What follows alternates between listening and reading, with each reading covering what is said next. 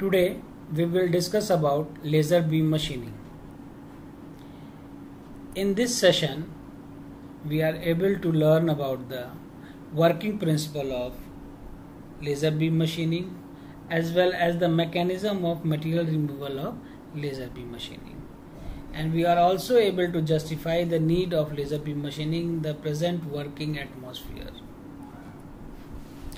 Laser stands for light amplification stimulated emission of radiation. Laser beam machining is a thermal material removal process that utilizes a high energy coherent light beam to melt and vaporize the particles on the surface of metallic and non-metallic workpiece. Basically, laser beam machining में जो भी material removal process होता है वह possible है due to the thermal energy. ठीक है, जब हम थर्मल एनर्जी की बात कर रहे हैं इसका मतलब है कि वहाँ पे हीट जनरेट होगी. अब वो हीट जनरेट होने के लिए हम यूज़ करते हैं high energy coherent light beam जो कि मूव कर रही होती है वेरी हाई काइनेटिक एनर्जी के, बट जब वो कांटेक्ट में आती है वर्क पीस पे तो वो अपनी एनर्जी को लूज कर जाती है और get converted into a heat energy, and that heat energy will melt and vaporise the particles of the surface of workpiece whether it is a metallic और नॉन मेटालिक. सबसे अच्छी चीज ये है कि हम जब लेजर बीम मशीनिंग यूज कर रहे हैं तो हमारी डिपेंडेंसी ये खत्म हो जाती है कि जो मटेरियल है वो मेटालिक या नॉन मेटालिक है, इस पर डिपेंड नहीं करता है हमारा लेजर बीम मशीनिंग. किसी तरीके का भी पार्टिकल इसके सामने आएगा ये उसको मशीन करने की क्षमता रखता है. ये एक लेवल डायग्राम है लेजर बीम मशीनिंग का जो कि कंसिस्ट है एक लेजर रॉड से, जेनॉन फ्लैश लैंप, एक focusing lens, a chamber and a pair of reflectors in which one is fully reflecting, this one, and one is partially reflecting. Clear? ये वही बात है, बता रहा है कि the main parts of the laser beam machine. एक laser tube को यूज कर रहे हैं, पेयर ऑफ रिफ्लेक्टर्स हैं, ठीक है, एट ईच एंड, जिसमें से एक जो होगा फुल्ली रिफ्लेक्टेड होगा, एक जो होगा पार्शली रिफ्लेक्टेड होगा. फ्लैश ट्यूब यूज करेंगे, xenon flash lamp basically, an amplification source use करेंगे, पावर सप्लाई यूनिट यूज करेंगे, कूलिंग सिस्टम यूज करेंगे. अब होता क्या है कि जो लेजर बीम मशीनिंग में जो हमारा लेजर रॉड होता है, रूबी रॉड वो बेसिकली मेड अप ऑफ होता है Al2O3 का, but doped with chromium ion. Chromium ion से वो डोप्ड होता है. इट मीन्स दैट इसके अंदर यहाँ पर क्रोमियम आयंस फिल्स होंगे रूबी रॉड के अंदर. क्लियर? तो होता क्या है कि जो हम जब जेनॉन फ्लैश लैम्प जो चारों साइड से रूबी रॉड के चारों साइड लिपटा हुआ होता है जो कि फिल्ड अप होता है जेनॉन गैस के, जब हम पावर सप्लाई से इसे कनेक्ट करते हैं तो एक large amount of light energy produce होती है. ठीक है, और जो एटम डोप्ड है इस समय रूबी रॉड के अंदर क्रोमियम आयन, उस लाइट एनर्जी को जब देखती है तो उनको एब्जॉर्ब करती है. लाइट एनर्जी को एब्जॉर्ब करके वो एक्साइटेड हो जाते हैं. क्लियर? तो एक्साइट होने के बाद वो अपना मूव करने की कोशिश करते हैं from lower energy level to the higher energy level.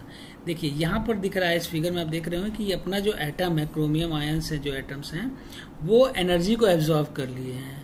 अब वो कोशिश करेंगे कि वो मूव करें from lower energy level to the higher energy level. जब वो लोअर एनर्जी लेवल से हायर एनर्जी लेवल की तरफ मूव करते हैं तो रास्ते में जब वो 2/3 मूव कर चुके होते हैं तो वो एक फोटॉन को जनरेट करते हैं. क्लियर? और इस प्रोसेस को ही हम स्पॉन्टेनियस एमिशन कहते हैं when we are moving from lower energy level to the higher energy level. And when जब वो हायर एनर्जी लेवल पे एटम पहुंच चुका होता है तो अपनी सारी एनर्जी वो लूज कर चुका होता है। अब वो क्या करेगा, फिर वापस हायर एनर्जी लेवल से लोअर एनर्जी लेवल की तरफ मूव करना शुरू करेगा। During this process again it generated a photon, ठीक है, अब वो फोटोन जनरेट कर रहा है। अब आप ये वही फिगर है रूबी रॉड का, जिसमें से एक पार्ट जो है वो फुल्ली रिफ्लेक्टेड है, एक जो है पार्शियली रिफ्लेक्टेड है। अब ये जो एटम्स दिख रहे हैं आपको, ये अब मूव करेंगे जब, तो वो क्या कर रहे हैं, एक मूवमेंट के दौरान फोटॉन जनरेट कर रहे हैं। जो फोटॉन जनरेट हो रहे हैं वो पूरे रूबी रॉड में इधर उधर मूव कर रहे होते हैं। देन जो ये हाई एनर्जी से फोटॉन मूव कर रहे होते हैं, जब पार्शियली फुली रिफ्लेक्टेड मिरर की तरफ मूव करते हैं तो उनसे टकराकर एक coherent source of beam of light बनाते हैं और मूव करते हैं, जो कि पास आउट हो जाते हैं with the partially reflected mirror के पोर्शन से। क्लियर? जब ये पार्शियली रिफ्लेक्टेड पोर्शन से वो मूव आउट हो जाते हैं तो वो कई बीम्स ऑफ लाइट होती हैं उस टाइम पर, तो वो डिफरेंट बीम्स ऑफ लाइट को हम पास आउट करते हैं एक कन्वर्जिंग लेंस से। क्लियर? हम एक कन्वर्जिंग लेंस से पास करते हैं और वो सारे लाइट जो होती है coherent light sources will consist and thoroughly impact at a particular point.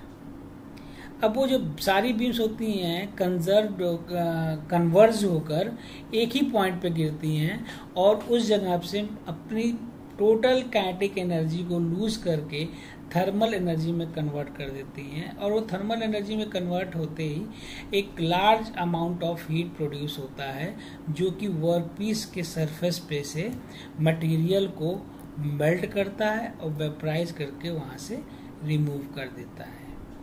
This is the basic working of the laser beam machining. Clear? Now we'll discuss about the advantage of laser beam machining. The materials which cannot be machined by conventional method are able to be machined by laser beam machining.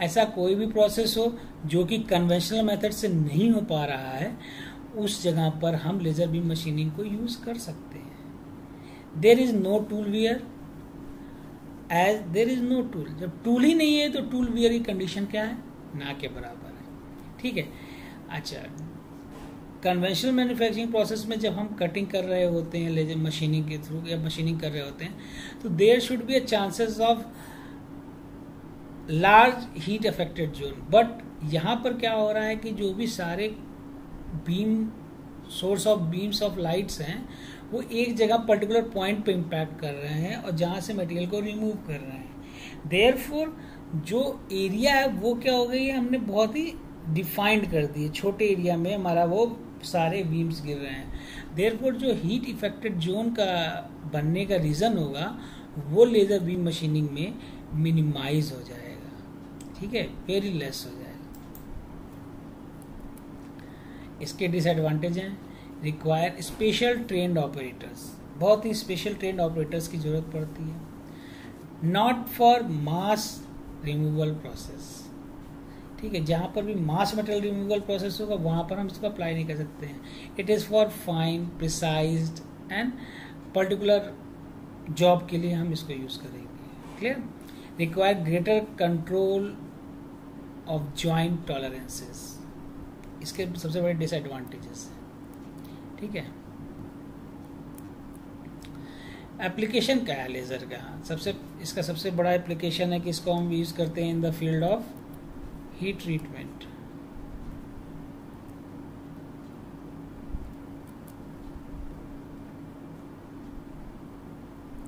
Heat treatment में use करते हैं हम इनको, welding में use करते हैं, cutting of metals and non metals में use करते हैं, मटेरियल डिपोजिशन में यूज़ करते हैं, laser enhance jet planting and itching में यूज़ करते हैं, जेट प्लेटिंग एंड इचिंग में, लिथोग्राफी में, सर्जरी में। आजकल इन सारी फील्ड्स में हम लेज़र बीम मशीनिंग का यूज़ करते हैं। Thank you very much.